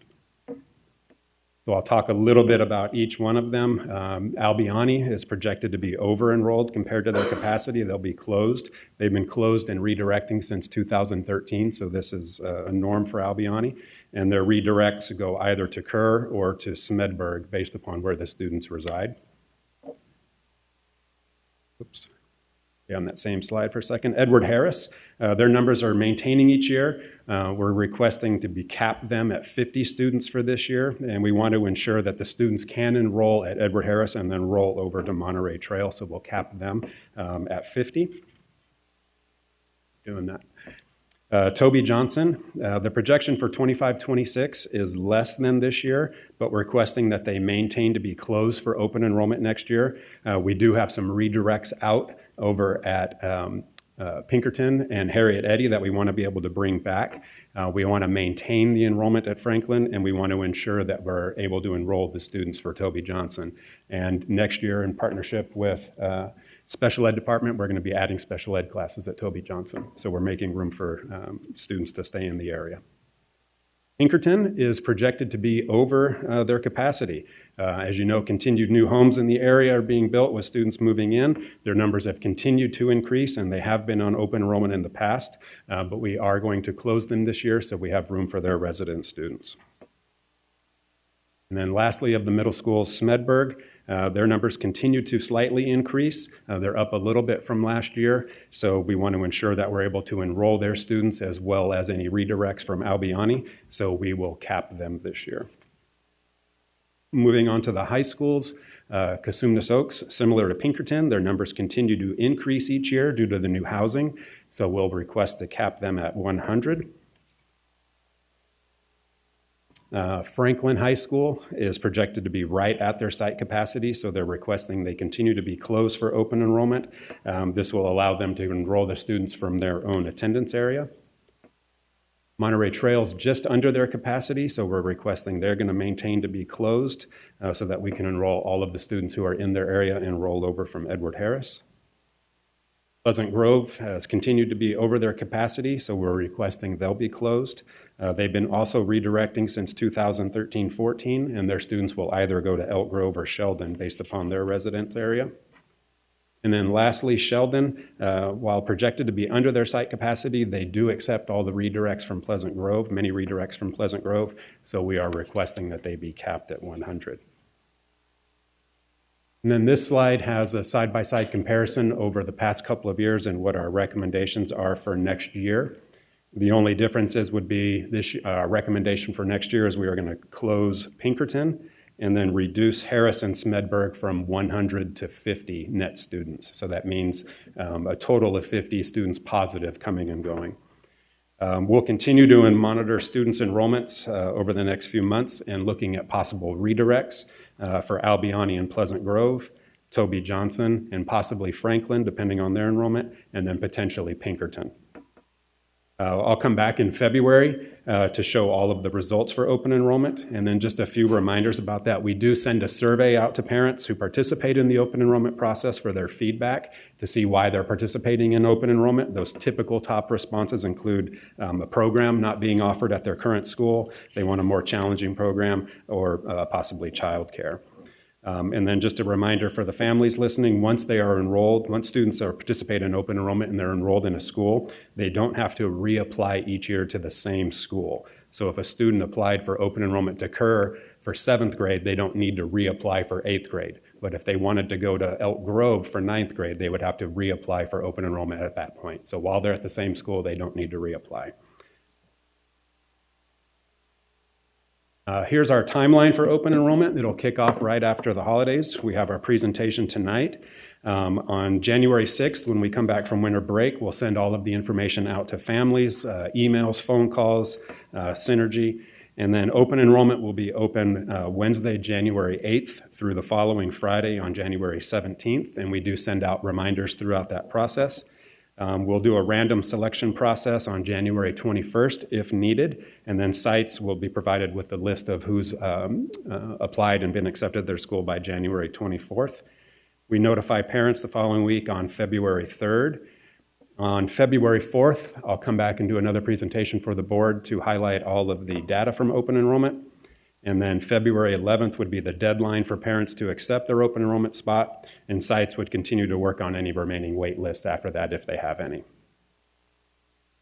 And then once again, our requested actions tonight is for you to take action and approve our open enrollment process, including the caps in closed school, as well as the 5% rule where we don't have more than 5% of the students leaving any single school, and then your timeline. With that, I'll say thank you and take any comments or questions. Wonderful. Thank you very much. Let's see. Mr. Yang, are there any blue cards on this item? Yes, Board President, we got one blue card on this item. Take it away. Calling Curve Thompson.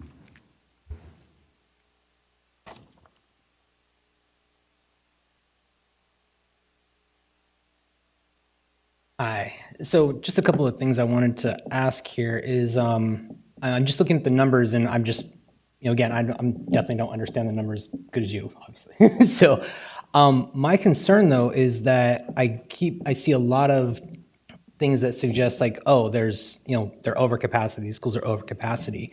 And I've heard of one school being built.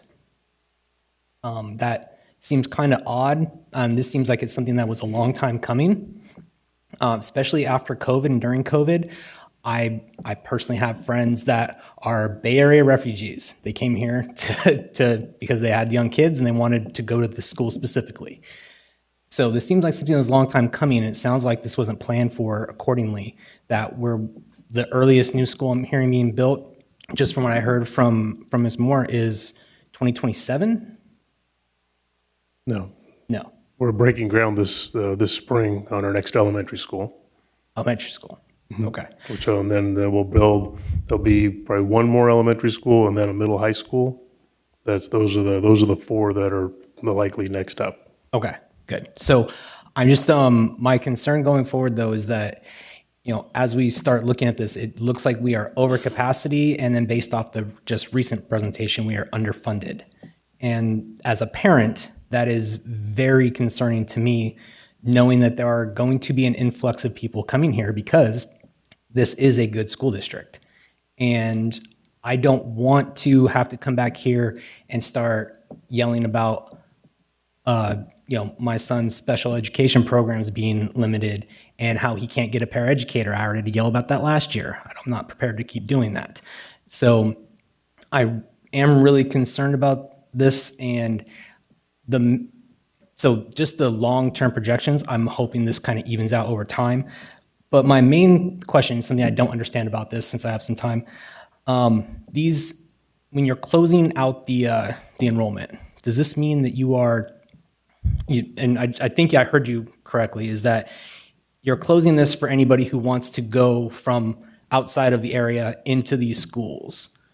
You're not closing like enrollment for people who are living in the area around these schools? Correct. Okay, good. My daughter starts kindergarten next year. I want to make sure I don't have to drive her miles away. Yeah, there are schools where kids are redirected.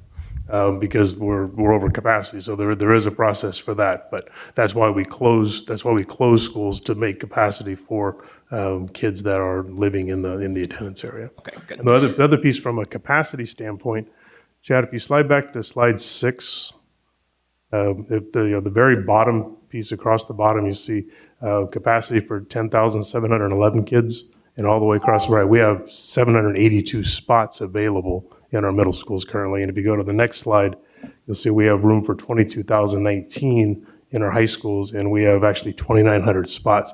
The trick is the kids and families don't come in neat packages that are just able to actually plug into a desk. And so that's why we need to have the flexibility of being able to slide back and forth. But we watch these numbers on a regular basis, pay very close attention to them, but we do have capacity still. It's just not exactly where we need it because that's just not how families come. I mean, I got 2 kids and my friends have 5. So I mean, yeah, so I get it. Okay. But yeah, I just, like I said, just seeing the budget from the last time and seeing these numbers, just from a layman's terms, it just looks like, okay, we got a lot of people and we don't have money. So that's my concern right now. Thank you. That ends our blue card on this item, Board President. Thank you very much. All right, so let's do board members. We will start as we did before. Ms. Albiani, any questions? No questions. I appreciate open enrollment. My children were able to go to the high school that they wanted to, that is not closed, and was the best experience for them. So I support and appreciate it. Thank you. Thank you. Ms. Jamerson. I appreciate the care that we do this process with families to ensure that their students are where they need to be, and when they aren't able to go to their first choice, the process that we take in giving them that information. I do want to recommend this mic, just so y'all know in the back, it has a lot of feedback. For the presentation that will come back to the board, I just encourage, it's always nice to know the reasons, and I know that you provide that, the reasons for people wanting to choose different schools. If there's any information about particular programs that are more in demand, or if we see some of our less popular programs, just to be able to inform the board during that presentation. Thank you. Thank you. Mr. Yang. Yeah, thank you for the presentation. I do like Gina's question. I think that we got maybe 2 or 3 top school like the Pleasant Grove, Franklin, typically the top 2, and yeah, I would like some data to find out why folks want to go there. And a question for you, Chad: is there any reasons or supporting reason for other kids? What I'm trying to say is, are there criteria that kids could have more chance to get into the school that they want to go to? No additional criteria for that.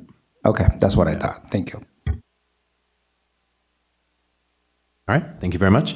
Ms. Moore. Thank you. I think this is a good presentation and a good process so that children have an opportunity, families have an opportunity to choose a different school if their needs are not met. I do have a question.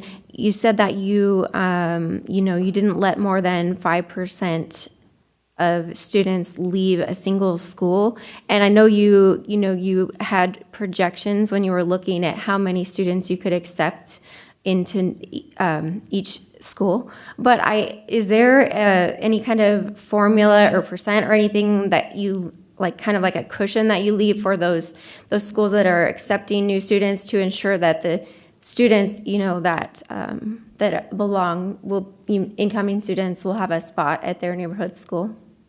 So the schools that are open don't have a capacity. Theoretically, they could take as many as they could up to capacity to fill. What we would monitor is the students exiting any one school to make sure it stays within that 5%. It could be a drastic turnaround if all of a sudden a school with 1,000 students loses 50 plus students. Now we're talking about staffing reductions, and that's difficult to do at the secondary. If you start thinking about a master schedule for an elementary school, if they lost 24 or 28 kids, easy to reduce a teacher if they were all in one grade. But across secondary, teaching multiple subjects, it's hard to say any one particular subject area for reduction. So the biggest implication would be staffing and able to maintain their master schedule and offer a wide variety of options. Okay, thank you. Also, I like that you mentioned, was it for Toby Johnson, you were taking into account a special ed program, and I think that's important, that we are ensuring that we can prioritize those students and their needs at each school. So I really think that is important. And then I'm glad that you mentioned the survey. I think that's important that we're gathering information from families. And I would like to echo what Ms. Jamerson said. I think it would be helpful for the board to have that feedback so that we understand maybe why the students are leaving a certain school or what is more appealing about another school so that we can better meet community needs and student needs.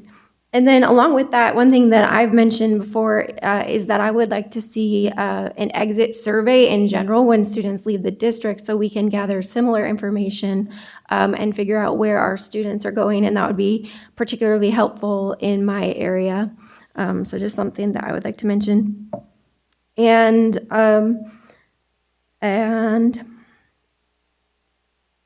then, just one more comment in response to I'm glad that the superintendent pointed out that, yes, we do technically have more capacity when you look at the totals, but it's important to remember, especially looking at families in my area, just because there's capacity in our district doesn't mean that it's right to be sending kids, redirecting kids all over the district, especially when their home school is already 20 minutes away. And so I think it's important to remember that just because we have the capacity doesn't mean that that all of our families' needs are being met with the schools that we have.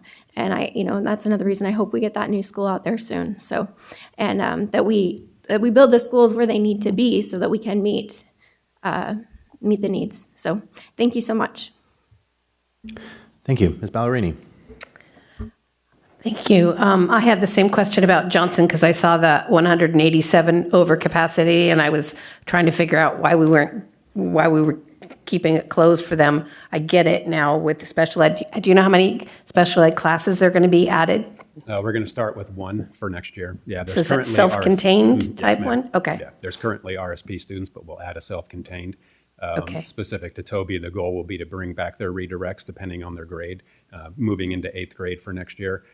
Their incoming 7th grade is considerably less, about 120 students less than their current 8th grade. So this is a bubble going through that Franklin will then receive next year, the following year. Okay, that makes sense. And kind of to piggyback on Ms. Moore's comment, do we know how many students that live in Elk Grove boundaries are actually have inters or intras to Folsom Cordova, so that when the new school's built, maybe they'll come back and fill it faster? I guess that's what I'm trying to say. Yeah, I don't have that information readily available on the exits, but I can obtain that for you and provide some information to the board. Okay, all right, that's great. And is there anything in the future about possibly adjusting some boundary lines? It seems like if we did something like that, we might be able to get more of an even keel out there with the students and, not so many overcapacity and that kind of stuff. Maybe looking at boundary changes? Yeah, we're not currently doing that, but I would take direction from the board and Superintendent Hoffman to begin that conversation when. Okay. You know me, stirring the pot. Third rail, my friend. I was going to say. I had that comment ready to go for you. All right. Yeah. Thank you. Thank you. Let's go to Ms. Davis, and then we'll come back. As a family that utilizes the open enrollment process, I appreciate that it is out there for a family's flexibility and needs. In my area, we had a football issue where there was no coaches. Is there any priority if that comes up again, that those students would get priority to get to another school to play the sports that they needed? Because scholarships are involved. Yes, there are. There's CIF guidelines that we implemented this year. When a school closes a program that was previously offered, we do offer the transfer process with no penalty and immediate play for the students. So we implemented that this year for the 2 schools that were impacted. Okay, thank you. Yeah. Thank you. Ms. Albiani. We just mentioned Franklin and PG. It's I don't know if it's so much as people want to go there as a lot of people live there. It's been closed since 2017, so they have great programs, but we don't have room for the people who live in that area. So we have to kind of just be real careful how we state that. One comment about Pleasant Grove and Albiani, over the past couple of years, when I first came to the district, the redirect date was about 3 years out, and we were able to get that down to 1 year. Pleasant Grove and Albiani, working closely with Smedberg and Sheldon, Kerr and Elk Grove, have been diligent in bringing students back to the school and making that offer. Students who want to stay have that ability to stay at their school, but they've been diligent in getting those redirects down into the double digits almost at both schools. So it's been fantastic work at the site level to bring students back who want that opportunity to do so. Thank you very much. I have no additional questions beyond what my colleagues have asked. So I think we have an ask. I have one more question, if you don't mind. Go for it. So the instant that a school or high school doesn't have a sport that the students are interested to play, for example, like golf at Valley High, do we have any plans to assist those individuals? Any alternative besides the fact that they have to transfer from that school to another high school? For the students, are you referring to? Yeah. Yeah, if a school doesn't offer a sport and they haven't for a few years, they would go through the open enrollment process. Both Valley and Florin have new athletic directors that have been in place now for a year, so we're reviewing. I just did information today for CalPADS reports on the number of programs offered, so those will be points of contact with the approval of a new district athletic director tonight, and then working with those 2 new ADs at those schools to implement those programs that they don't offer. Okay, thank you. Okay. All right. So we've got requested board actions on this one. Can we go to slide 13 really quick? So can I get a motion to approve the staff recommendations right here on slide 13 for the 2025-2026 open enrollment process and timeline? So moved. Second. Moved by Ms. Ballerini, seconded by Mr. Yang. All those in favor, please say aye. Aye. Aye. Any opposed? Motion carries unanimously. All right. On to our last action item of the night, appointment of a representative from the Elk Grove Unified School District to the California School Boards Association Delegate Assembly. Ms. Jamerson is currently one of the district's appointed delegates. Her term expires January 2025. With Ms. Jamerson leaving before her term is up, CSBA has requested that a new representative be appointed to fill her remaining term and the upcoming 2-year term beginning on April 1st, 2025 through March 31st, 2027. And so, Mr. Yang, are there any blue cards on this item? There's no blue card on this item, Board President. Thank you very much. All right, so let's start with, are there any board members who would be interested in the appointment to the CSBA Delegate Assembly? And Susan Davis has already indicated to me her interest. Are there any other board members who are interested? All right. Seeing none, I would like to call for a motion to appoint Susan Davis to the California School Board Association Delegate Assembly on behalf of Elk Grove Unified School District. So moved. Moved by Ms. Jamerson. Moved by Ms. Ballerini, seconded by Mr. Yang. You guys are just on the same wavelength here. All those in favor, please say aye. Aye. Any opposed? Motion carries unanimously. Congratulations. All right, moving right along. Are there any board member or superintendent reports? So for our new members, this is an opportunity for board members or the superintendent to submit reports on organizational and committee meetings relevant to the district and its operations. So all of you will have an opportunity to sit on one or more or many committees and 2x2s and various things. So this is our opportunity to report back. Mr. Superintendent. So I'm not sure we had any meetings, but I will note that we'll do a board communication for the board right after we get back from winter break that will list out all the committees that are available, where the openings are. We'll ask existing members if it's something that they're interested in continuing or if they like a new opportunity. So we'll have that opportunity for you to share which ones you're interested in. That will go to the board president and we'll work through and identify. And usually most people get their first, second choices, but we'll work through that process when we get back from winter break. All right. Board members, any other reports? All right. Seeing none, that brings us to the end of our meeting. Then, unless there's anything I'm forgetting, then I would like to adjourn this meeting at 8:25 p.m.